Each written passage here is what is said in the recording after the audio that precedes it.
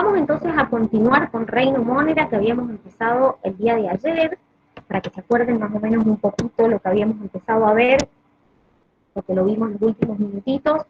Habíamos empezado a ver algunas diferencias entre las bacterias del dominio arquea y las bacterias del dominio bacteria, es decir, las arqueobacterias y las eubacterias. Habíamos hablado del material genético, de los ribosomas, y nos habíamos quedado en la membrana plasmática, que fue como lo último que alcanzamos a ver ayer. Recuerden que habíamos dicho que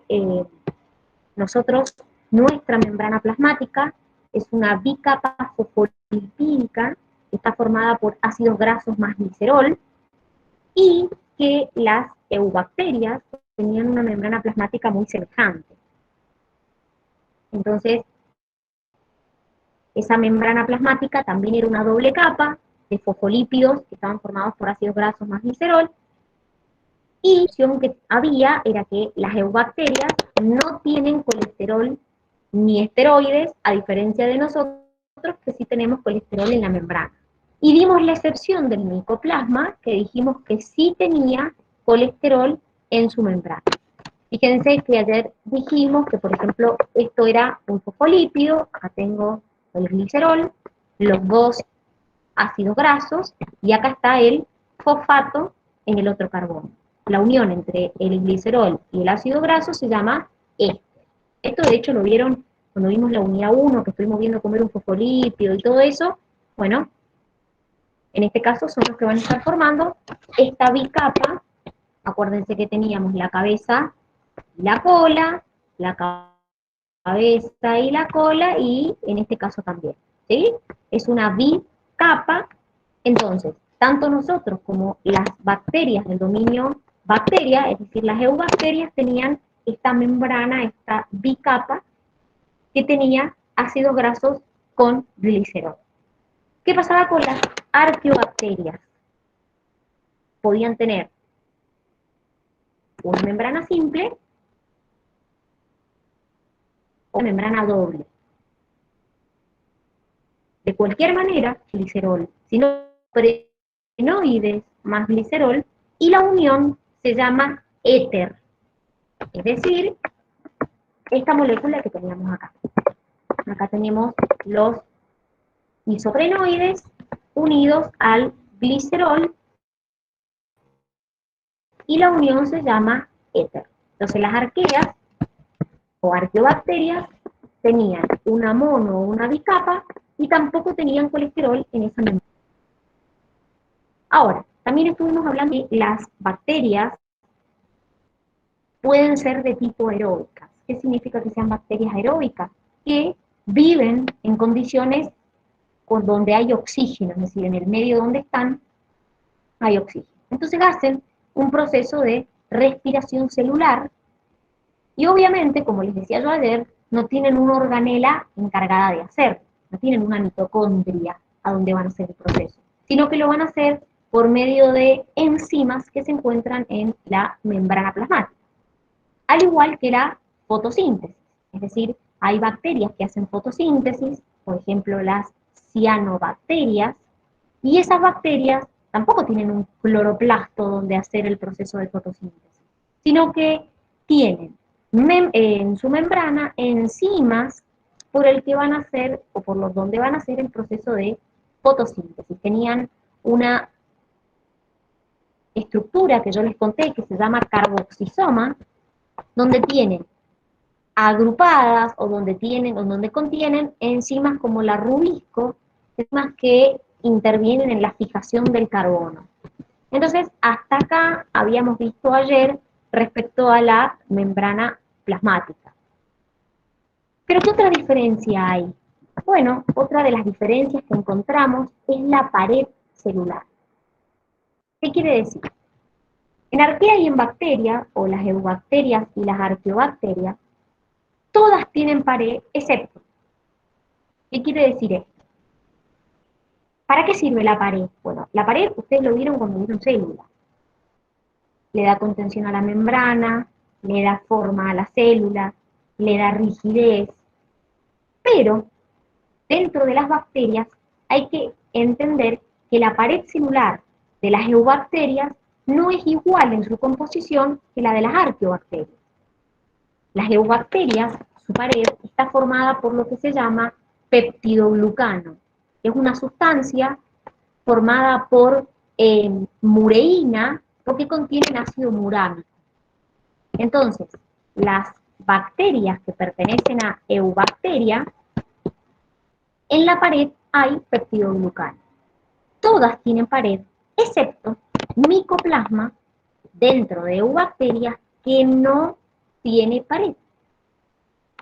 Y dentro de las arqueobacterias, que son las que tenemos acá, la pared, en vez de tener peptidoglucano, tiene pseudopeptidoglucano, glucoproteínas o polisacáridos, pero no tiene ácido murámico como tiene esta. Y dentro de las arqueobacterias también todas tienen pared, excepto termoplasma, que no tiene pared. Entonces, otra de las diferencias, ya vimos la membrana que era diferente, dentro del reino Monera también las eubacterias y las arqueobacterias se diferencian en la pared. Entonces, yo ayer les estuve mencionando un poquito que cuando yo voy a clasificar a las bacterias, clasificar por su forma, hemos visto que tienen forma de bacilo, de coco, cocos en cadena, de vibrio, pero yo también les dije que uno lo puede clasificar por la tinción de Gram. ¿Qué quiere decir esto? Hay una técnica que se hace en el laboratorio. ¿Alguno ha tenido microbiología en la escuela? ¿O hay un laboratorio microbiológico? ¿No? Bueno, en el laboratorio se hace una técnica que es muy simple, donde lo que se hace es, mediante esta técnica, se trata con colorantes, ahora vamos a ver cómo se hace, y cuando yo las miro al microscopio, algunas bacterias quedan teñidas de rosadas y otras quedan teñidas de violeta. Entonces yo puedo decir, según el color que toma, si esas bacterias son gram positivas o gram negativas. Entonces otra manera de clasificarlas es también usando esta técnica gram. Es decir, puedo decir, bueno, tal bacteria es un bacilo gram positivo, tal bacteria es un bacilo gram negativo. Entonces la técnica de gram también me permite clasificar a las bacterias. Entonces, ¿en qué consiste esta técnica de gram? Consiste en lo siguiente. Primero, que se hace principalmente en las eubacterias, no en las arqueobacterias. Y consiste en lo siguiente. Supongamos que yo tengo una muestra terminada, que obviamente contiene bacterias. Lo que hago es, al preparado le pongo un colorante violeta, entonces todas las bacterias se tiñen de violeta. Después las lavo con alcohol acetona, entonces las bacterias que tienen una pared celular más fina se destiñen, y les aplico un segundo colorante, que puede ser rosado o rojo, que en realidad, bueno, es la safranina el colorante que se aplica, y algunas, cuando yo las observo al microscopio, quedan teñidas con el primer color, que era violeta, y otras quedan teñidas con el segundo color, que es rosado. Entonces yo las miro al microscopio y veo violetas y otras rosadas. Las que se tiñeron de violetas, le llamo gram positivas. Por ejemplo, Staphylococcus aureus, Streptococcus pneumoniae, y las que quedan rosadas, les llamo gram negativas. Neisseria gonorrea, causante de la gonorrea, Escherichia coli, que le estuvimos hablando ayer, cuando estuvimos hablando de la Escherichia. Entonces, fíjense, acá les voy a mostrar cómo quedan. Fíjense que acá está la técnica paso por paso, y quedan algunas de violeta y otras de rosado. ¿Por qué unas quedan de violeta y otras de rosado? Bueno, porque lo que cambia es la pared celular. Ya dijimos que la pared de las eubacterias contiene peptidoglucano y las de las arqueas pseudopeptidoglucano. Esta técnica se aplica en las eubacterias, es decir que todas van a contener en la pared peptidoglucano. ¿Pero por qué hablamos de pared delgada, de pared gruesa? Que yo les dije, bueno, cuando le aplicas el alcohol, los que tienen pared delgada se destiñen, entonces después se tiñen de rosado. Bueno, esto que tienen ustedes acá son las dos paredes de una gram positiva y de una gram negativa. parecen dibujos, pero la realidad es que lo que se quiere representar acá es lo siguiente. Miren, esta es la membrana celular, ¿sí? Esto que tienen acá es una gram positiva y esto es una gram negativa. Recuerden que la pared celular está por fuera de la membrana. Entonces fíjense que acá tengo una gruesa pared, que parecen ladrillos, de peptidoglucano. Acá, si miro esta, que es la de la gram negativa, la pared de peptidoglucano es fina, porque esto que tengo acá no es pared, es otra membrana externa más. Entonces no tiene como esta una gruesa pared de peptidoglucano, sino que tienen una fina pared de peptidoglucano y por fuera de esa fina pared hay otra membrana externa más. Entonces, el espacio entre la membrana celular y la membrana externa se llama, y en ese espacio es a donde está esa pared fina de peptidoglucano. Entonces, ¿qué pasa? Cuando yo a esta le aplico el alcohol, yo las tiño a las dos de violeta. Cuando a esta le aplico el alcohol, como esta pared es muy fina, se destiñe. Entonces, cuando le vuelvo a aplicar el colorante rosado, se tiñe de rosado. Entonces, esta queda teñida de rosado y esta queda teñida de violeta. Entonces, lo que cambia, lo que me diferencia una gram positiva de una gram negativa, es justamente la pared celular. Lo que pasa es que las dos pertenecen a las eubacterias. No es que una es arquea y la otra es bacteria. Las dos pertenecen a la eubacteria, pero lo que cambia es la composición de su pared. ¿Se entiende la diferencia entre las paredes y la técnica de la tinción de Gram? Miren, acá fíjense que les van explicando paso a paso. Tiño con cristal violeta, que es el colorante, queda todo violeta. Después lo que hago es aplico alcohol, acetona, lo destiño, le aplico safranina y al final quedan algunas violetas y otras rosadas. Esta es la técnica paso a paso, ¿sí? Entonces las gram positivas quedan violetas y las gram negativas quedan rosadas. ¿Se entendió la diferencia entre la pared de las eubacterias y las arqueobacterias y a su vez la diferencia entre una gram positiva y una gram negativa? ¿Se entendió? Sí, Dani. Yo, Dani, no entendí muy bien la diferencia entre eubacterias y arqueobacterias. Bien, o sea, sí entendiste la de gram positiva y gram negativa, la diferencia entre Sí, ambas eso sí. paredes. Sí. Bien, básicamente lo que las diferencia es la sustancia que la forman. Es decir, los dos tienen una pared, lo que pasa es que la sustancia que forma a las eubacterias se llama peptidoglucano, mientras que la sustancia que forma la pared de las arqueas se llama pseudopeptidoglucano, también puede contener glucoproteínas o polisacáridos. Entonces lo que cambia es básicamente la sustancia que forma la pared. Eso es en lo principal que se diferencia. Porque tanto en eubacterias como en arqueobacterias hay algunas especies que no tienen pared. En arqueobacterias quien no tiene pared es termoplasma. Y en eubacteria quien no tiene pared es micoplasma. Entonces, todo el resto de las eubacterias y todo el resto de las arqueobacterias tienen pared, excepto estos dos representantes. ¿Qué pasa? Si yo agarro, acuérdense que habíamos dicho que el micoplasma también hubo una excepción en la membrana, porque ninguna bacteria tiene colesterol en la membrana excepto micoplasma.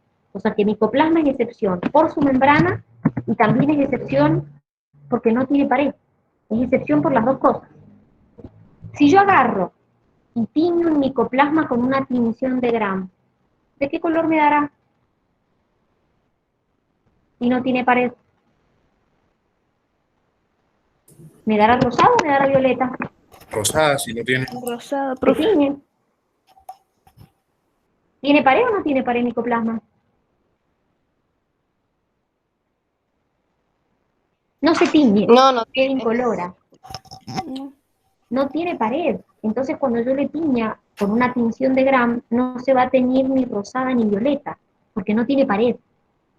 Entonces micoplasma Yo le hago la tinción de Gram, le aplico el cristal violeta, la decoloro, le aplico la safranina y me va a quedar incolora, porque no tiene pared directamente. Pero, escuchen bien esto, anótenlo grande, porque se los preguntan siempre. Por más que micoplasma no tenga pared, y si yo le hago la tinción no se tiñe, se la considera una gram positiva. Ustedes van a decir, ¿qué? ¿Cómo si no se tiñe?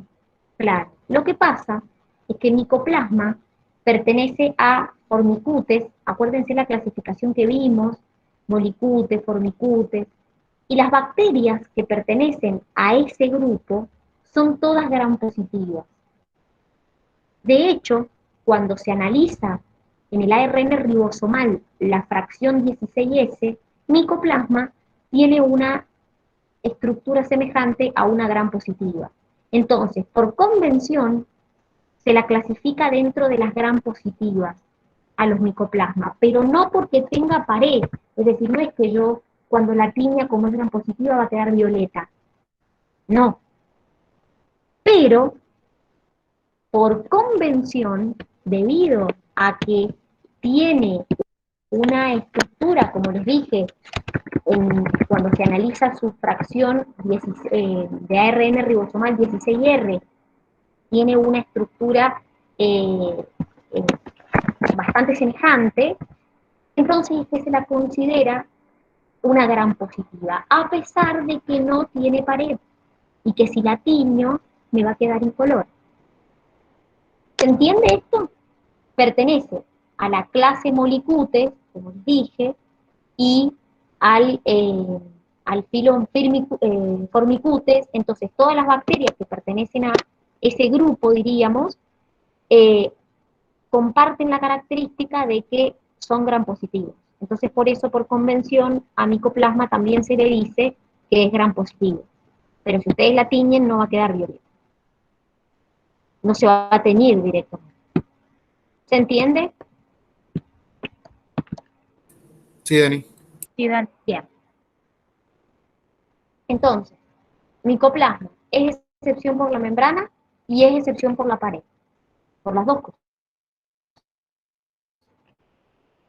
Por pared, unas bacterias pueden tener lo que se llama una cápsula. La secreta la propia bacteria. Es una capa mucilaginosa de polisacáridos que, dependiendo de la consistencia que tenga, se le llama cápsula o capa mucosa. Cuando es gruesa y rígida se le llama cápsula, cuando es fina y flexible se le llama capa mucosa. Está por fuera de la pared. ¿La tienen todas las bacterias? No. ¿Para qué sirve? Sirve para adherirse, sirve para evitar que se deshidrate, que se deseque esa bacteria, pero además le sirve a la bacteria contra nuestro sistema inmune. ¿Qué quiere decir? Le da a la bacteria más virulencia.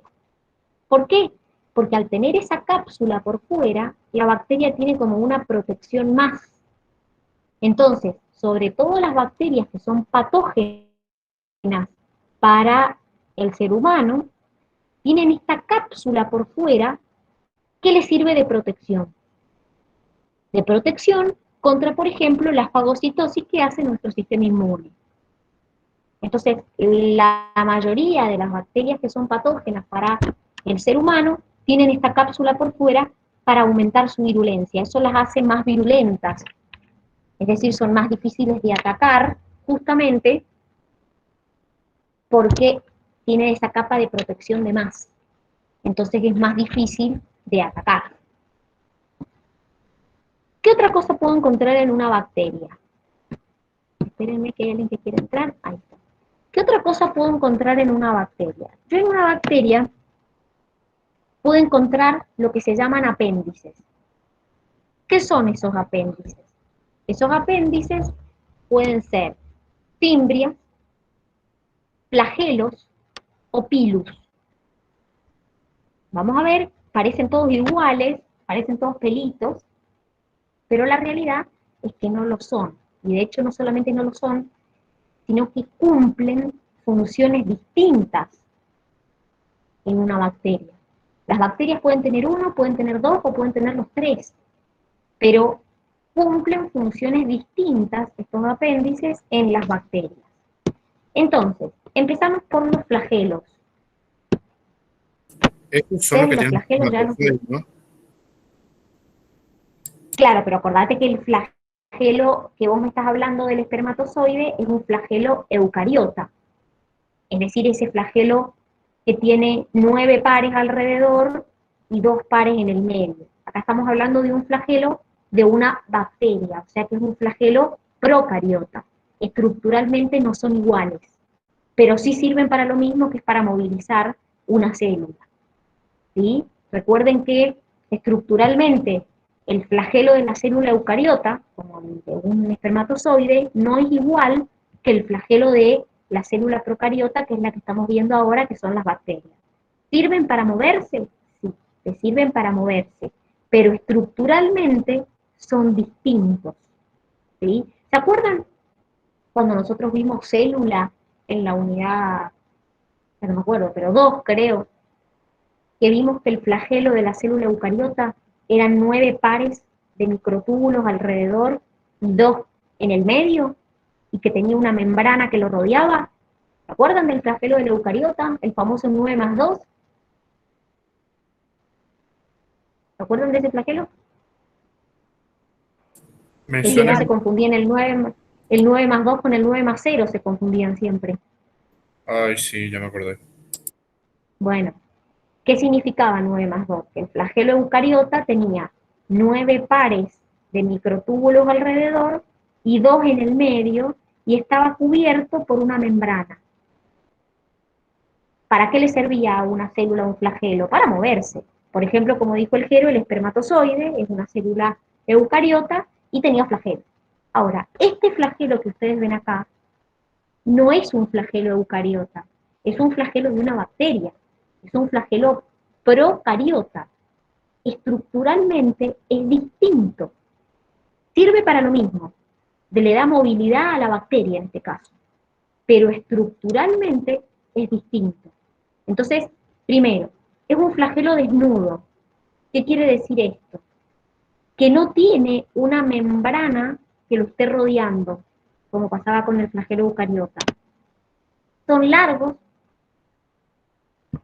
van a ver que las bacterias los pueden tener ubicados en toda la superficie o en un extremo. Cuando las bacterias lo tienen ubicado en un extremo se llaman flagelos polares. Cuando los tienen ubicados en toda la superficie se llaman flagelos perítricos. Es decir, una bacteria puede tener, por ejemplo, un flagelo solo en un extremo, o como un penacho de flagelos en un extremo, tener distribuidos en la superficie del cuerpo de la bacteria me refiero, ¿no? ¿Y cuál es la función? Permitirle a las bacterias moverse. ¿Todas las bacterias lo tienen? No. No todas las bacterias son móviles, y no todas las que se mueven por flagelos. ¿Sí?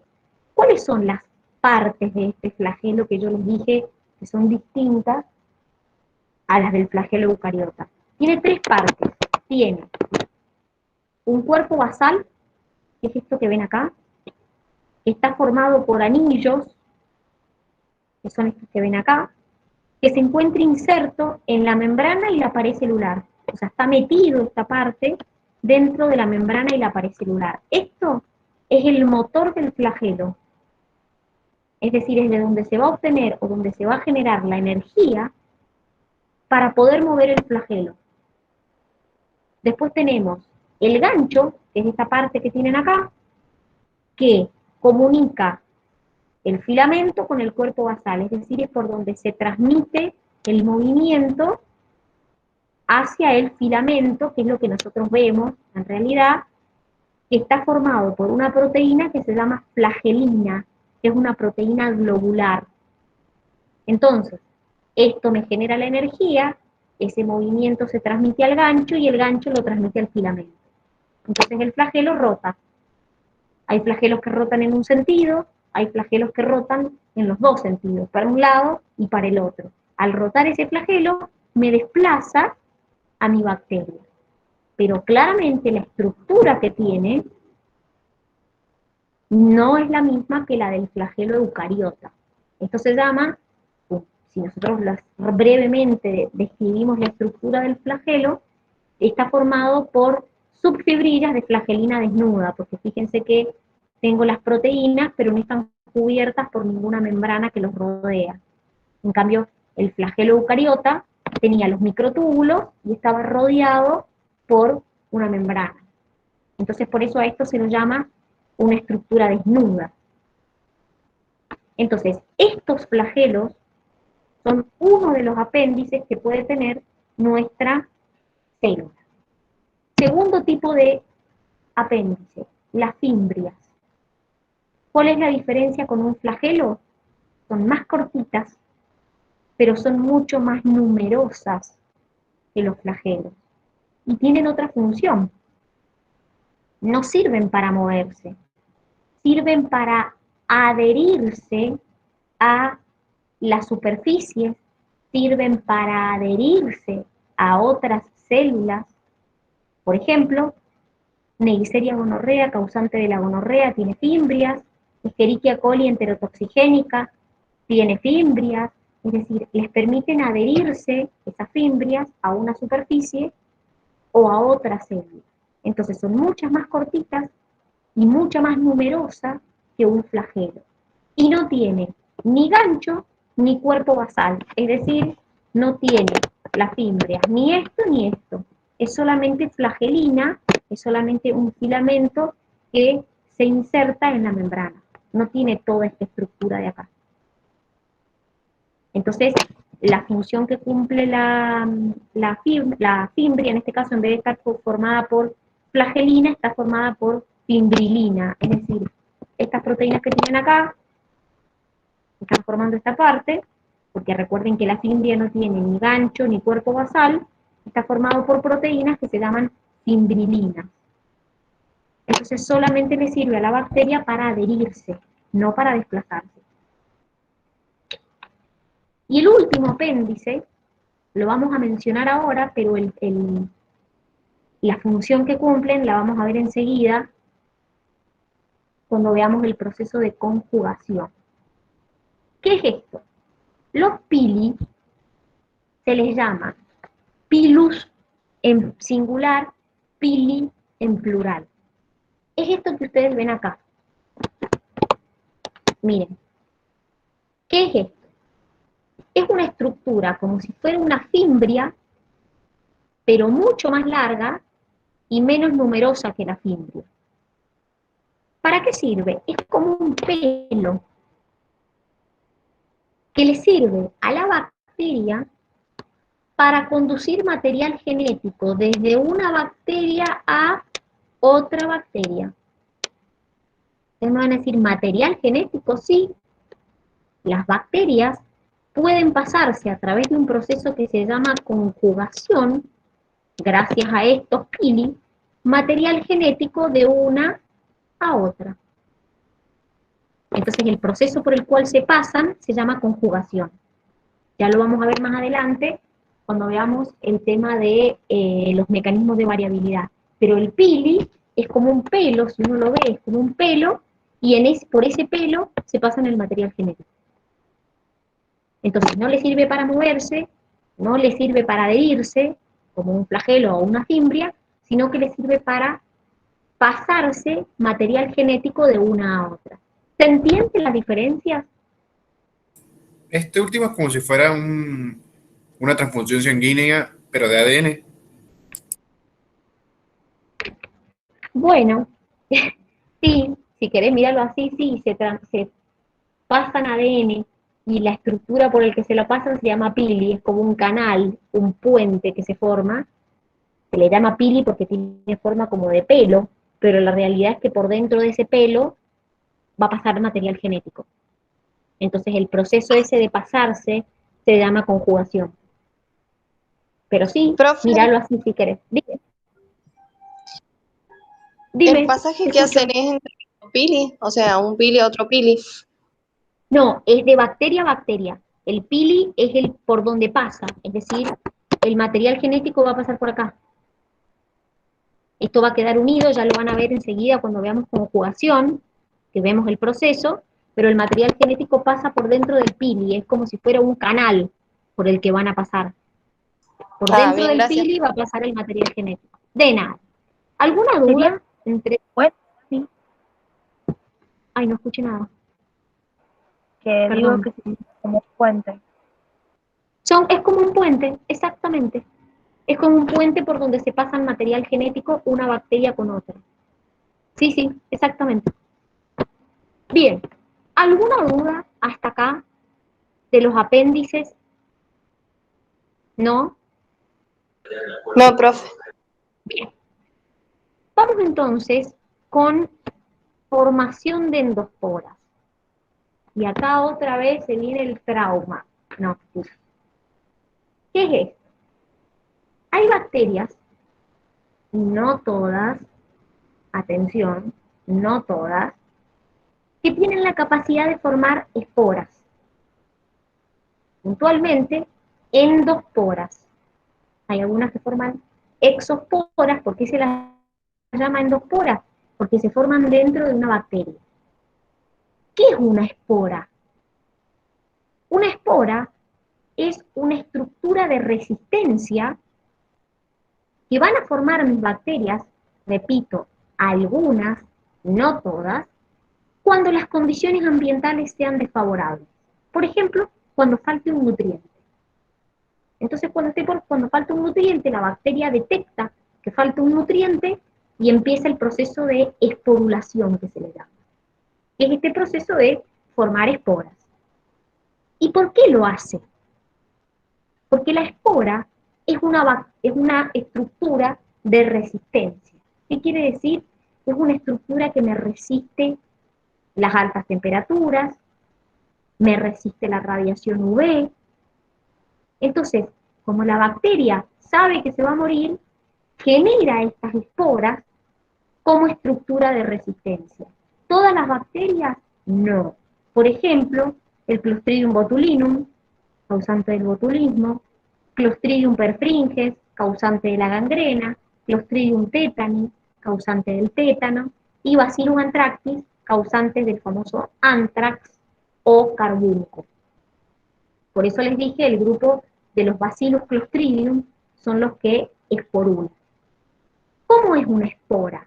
Bueno, una espora tiene un exosporio, es la capa más externa, es una capa proteica, le sigue más adentro una córtex o corteza de peptidoglucano, por dentro pared y membrana celular, y dentro ADN. Pero el ADN que tiene adentro está deshidratado y unido con un ácido que se llama dipicolínico. Y ese ácido también está unido al calcio. Ese ácido dipicolínico con calcio es lo que le da a mi espora la resistencia al calor. Es decir, hace que la temperatura a la espora no la mate. Y también encuentro proteínas que protegen a mi ADN de la radiación ultravioleta. Entonces se les llama espora de resistencia porque justamente aumentan la capacidad de supervivencia. Entonces la bacteria las va a generar cuando haya alguna condición desfavorable y la bacteria piense que se puede llegar a morir. Por ejemplo, falta un nutriente, dice la bacteria, condición desfavorable, esporulo. Repito, no todas las bacterias esporulan, pero las que lo hacen, lo van a hacer cuando las condiciones sean desfavorables. ¿Y cómo es el proceso de la esporulación? Bueno, el proceso de la esporulación es esto que tienen acá. ¿En qué consiste el proceso de la esporulación? Miren, esta es la célula original, la bacteria original. Los cromosomas se condensan, empieza a formarse un septo, como un tabique membranoso, comienza a formarse la fíjense que acá se está formando, y esta célula, que es la que quedó separada por el tabique, engloba a esta espora. Entonces, como la engloba, la rodea con una segunda membrana. Fíjense, acá está la membrana y acá está la segunda membrana. La espora madura, y cuando madura expulsa agua. Entonces al expulsar agua se acumula ácido dipicolínico, eso que mencionamos en la parte externa, y se forma esta cubierta proteica de la espora. Lisa a mi célula, expulsa la espora, y la espora queda. Cuando las condiciones del ambiente vuelvan a ser favorables, porque recuerden que todo esto se produjo cuando las condiciones fueron desfavorables, cuando las condiciones vuelvan a ser favorables, mi espora va a germinar. ¿Y qué quiere decir? Va a producir una célula vegetativa, que es una célula que tiene la capacidad de, por ejemplo, producir una toxina. Es decir, por ejemplo, ¿se acuerdan que estuvimos hablando del Clostridium botulinum? En el botulismo, el que produce la toxina es la espora, no el Clostridium. Entonces lo que yo tengo que hacer es evitar que esporule, porque una vez que me generó la espora, yo a la espora ya no la mato con nada. Es decir, no la puedo matar con ningún... O sea, obviamente la mato por encima de 120 grados. El tema es que yo no tengo manera de llegar a eso. Entonces, ¿qué es lo que ocurre? Lo que yo tengo que evitar es esporule. Porque si yo mato la bacteria, pero la bacteria ya esporuló, ya está. Porque la espora es la que me va a generar la toxina botulínica. Entonces lo que yo tengo que hacer es matar la bacteria antes de que llegue a esporular. Entre los factores que se ponen en juego y, por ejemplo, esterilizar, es decir, aplicar tratamientos térmicos para matar las bacterias y siempre mantener el pH del alimento por debajo de un determinado valor, que puntualmente es 4,3, porque por debajo de ese pH el Clostridium no se desarrolla. Porque lamentablemente, chicos, una vez que la bacteria esporula, no le cambia el sabor al alimento. Entonces es muy difícil detectar que yo ya tengo presencia de esporas en ese alimento. Entonces, la espora me produce la toxina y chau. Entonces lo que yo tengo que evitar es que llegue a esporular la bacteria. Porque una vez que esporuló, ya está. Dani, una pregunta. Dime tú. ¿Sí? A esa espora que ya está afuera, que vos estás diciendo que ya empieza a esporular, ¿se la considera un ser vivo? O sea, ¿se la considera viva como la célula? La espora, si vos la definís si vos buscás la definición, es una estructura de resistencia, básicamente, que te puede dar origen a una célula vegetativa, es una célula vegetal, se considera célula, ¿sí? Es, por definición, una célula que no necesita ser fecundada. Es una célula vegetativa que no necesita ser fecundada.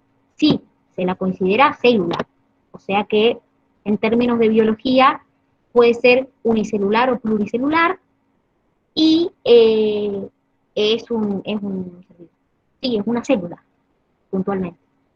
Ahora, ojo con confundir estas esporas con las esporas que vamos a ver cuando veamos hongos, porque los hongos también producen esporas, pero hay una diferencia.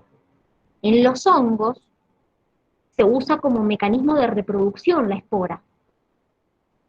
En cambio, en las bacterias lo usan como un mecanismo de supervivencia, no es un mecanismo reproductivo, porque las bacterias se reproducen por fisión binaria. Entonces, para la bacteria, producir una espora no es con fines reproductivos, es con fines de supervivencia. Distinto pasa en los hongos, que también esporulan, lo vamos a ver, las esporas en los hongos, no importa, no se hagan problema, pero como van a volver a ver el término espora, generalmente suelen confundirse la espora de los hongos con las esporas de las bacterias. No es lo mismo, ¿sí? Esta espora que una bacteria produce, que es lo que estamos viendo ahora, es como una etapa inactiva que resiste la desecación, que resiste las altas temperaturas, que resiste la radiación UV con fines de supervivencia. Entonces, no es lo mismo que pasa en los hongos, que por medio de esporas logran reproducirse. Pero las esporas, como les dije yo recién, las esporas bacterianas se les llama, hay muchos tipos, tenemos las endosporas, las exosporas, estas que estamos viendo nosotros se les llama endosporas porque se forman dentro de las bacterias. Vieron que se formó adentro y después la liberó. Entonces, bueno, es por eso que se les llama endosporas. Generalmente las bacterias desarrollan una sola espora por cada célula, puede que desarrollen más. Como les dije, es una manera de sobrevivir en un medio hostil para una bacteria. Entonces, no todas esporulan, de hecho, por ejemplo, no se conocen especies de arquea que esporulen. Todos los que se conocen que esporulan son bacterias eubacterias, es decir, del dominio bacteria, y es como un estado inactivo, es como una célula en estado de latencia que queda ahí porque algo pasó que las condiciones del medio fueron hostiles. Cuando las condiciones vuelvan a ser favorables, esa espora va a germinar. Si las condiciones no son favorables, esa espora no va a germinar nunca, porque para poder germinar necesita las condiciones nuevamente favorables. ¿Se entiende? Sí, Dani. Sí, Dani. Bien. ¿Alguna duda de la esporulación?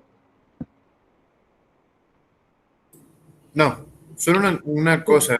En Dime. teoría, nosotros las esporas que más vemos son las de los hongos cuando la comida se pudre o algo así.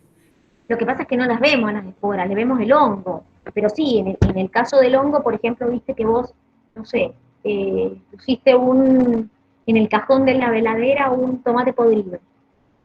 Y sacaste el tomate y a los 2 días había 3 tomates podridos y decís, me estás jodiendo. Y yo saqué el tomate podrido. Claro, lo que pasa es que por ahí vos sacaste, pero dejaste las esporas porque no limpiaste.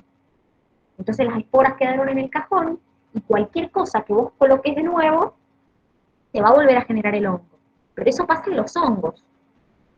En las bacterias no es un mecanismo de reproducción. Es decir, la bacteria que te produzca una espora no se va a reproducir por medio de la espora, porque las bacterias se reproducen por fisión binaria, que simplemente van a generar esa célula de resistencia con el único fin de poder básicamente sobrevivir. Por eso decimos que es una estructura de supervivencia, es una célula de supervivencia. Eso es una espora.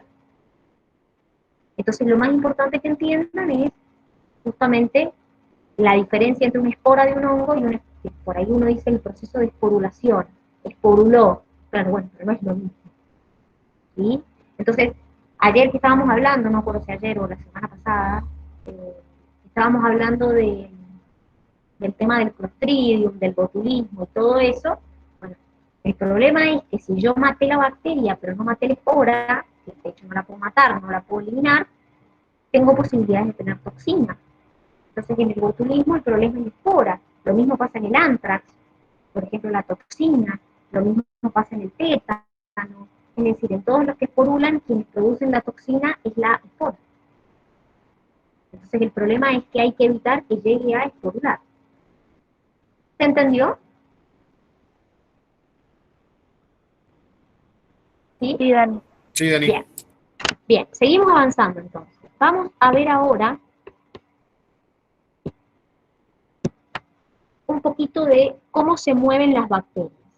Ya les dije recién yo que las bacterias, algunas tienen flagelos y otras no. Las que tienen flagelos se mueven por un proceso que se llama de carreras y paradas. ¿Qué quiere decir esto? La bacteria se mueve, se para, se reorienta y vuelve a iniciar una carrera hacia una nueva dirección. No es que anda, ¿entiendes? No es que se mueve, sin parar una bacteria, sino que las bacterias que tienen flagelos siguen una cierta dirección, se paran, se reorientan y parten en una nueva dirección. Hay otras bacterias, como por ejemplo las cianobacterias, o las bacterias púrpuras y verdes, ya lo van a ver, del azufre, que no se mueven mediante flagelos. Se mueven, pero mediante flotación. Tienen vesículas de gas, y esas vesículas de gas hacen que floten esas bacterias, y de esa manera se vayan moviendo. Entonces, no todas las bacterias tienen flagelos, y no todas se desplazan por medio de flagelos. Ahora, dependiendo del movimiento del flagelo, es el desplazamiento que va a tener esa bacteria.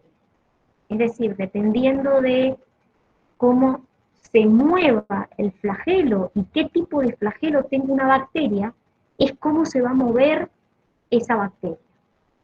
Por ejemplo, ¿se acuerdan que yo les dije que los flagelos podían ser polares, que estaban en un extremo? Miren, esto es un flagelo polar, esto es un flagelo polar. ¿Ven que está en un extremo de la bacteria? Bueno, esos flagelos, estuvimos viendo recién la estructura del flagelo, dijimos que podían, les cuento, pueden moverse en un solo sentido o en dos. Por ejemplo, este flagelo que ustedes tienen acá se mueve en un sentido y hace que la bacteria se desplace en esta dirección.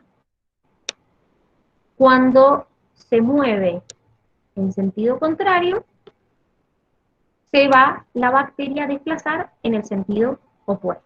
Por ejemplo, si en este sentido, cuando se mueve el flagelo, se desplaza hacia allá, cuando el flagelo se mueve en sentido contrario, se desplaza para atrás. Entonces, por eso le llamamos reversible. Ahora, hay veces que el flagelo se mueve en una sola dirección.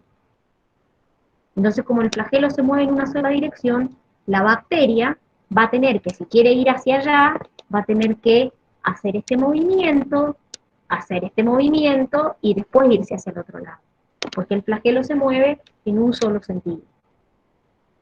Ahora, ¿qué pasa con las bacterias que tienen flagelos perítricos? Como por ejemplo esta así. ¿Ven? ¿Qué es lo que ocurre? Cuando la bacteria tiene flagelos perítricos, hay algunos flagelos que se mueven en un sentido y otros flagelos que se mueven en otro, entonces eso hace que la bacteria cambie de dirección.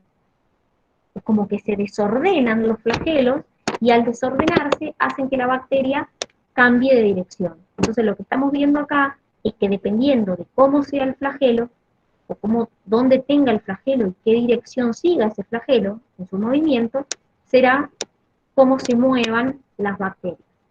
Obviamente las flageladas, ¿sí? Esas son las que más movilidad tienen dentro de todo, ¿o no? Obviamente, totalmente. Sí. Y eso también a las bacterias les da una ventaja, porque se pueden desplazar.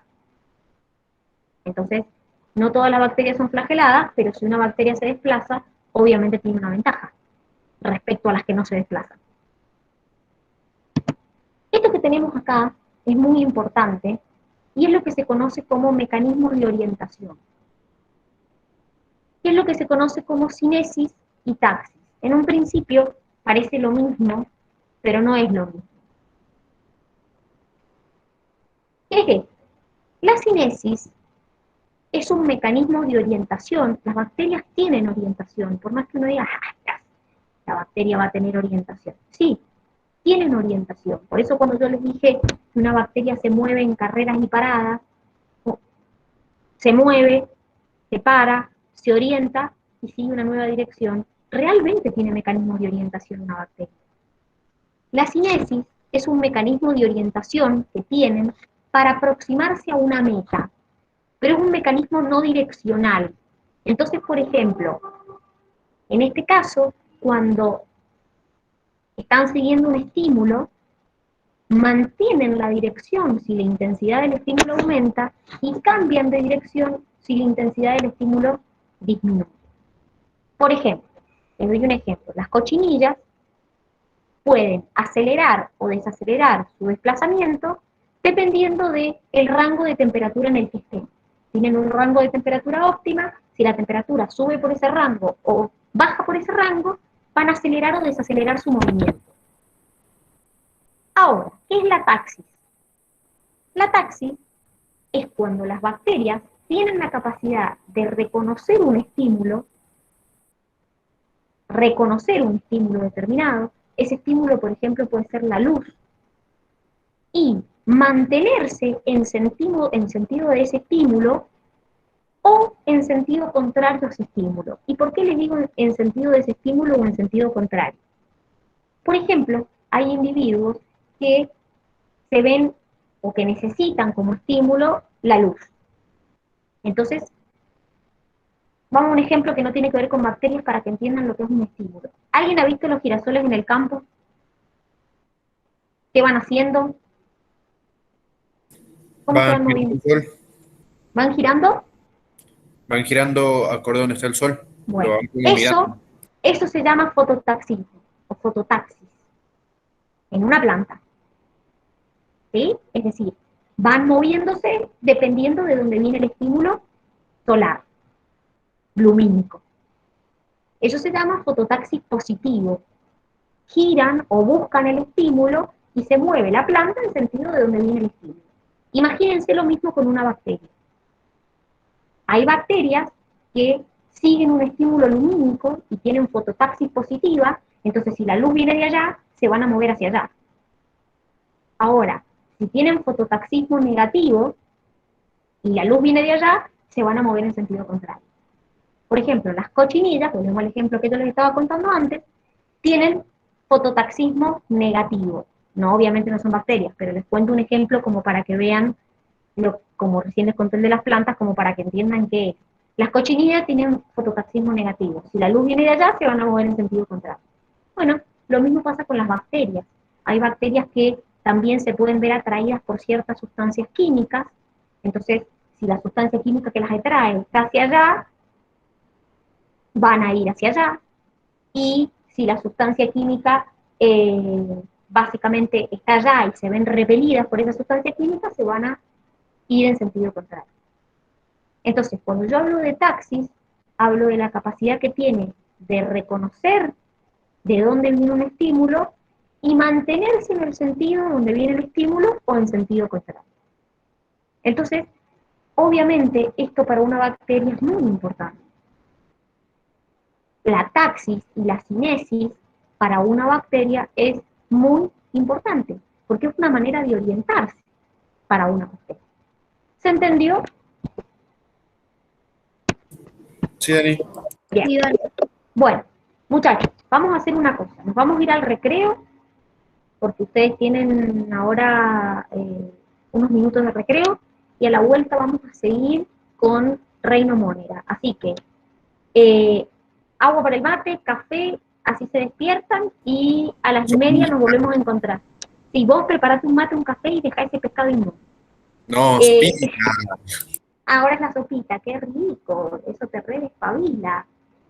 Bueno, a las 4:30 nos volvemos a encontrar, así seguimos con Reino Moneda. ¿Saben? Nos vemos en 10 minutos.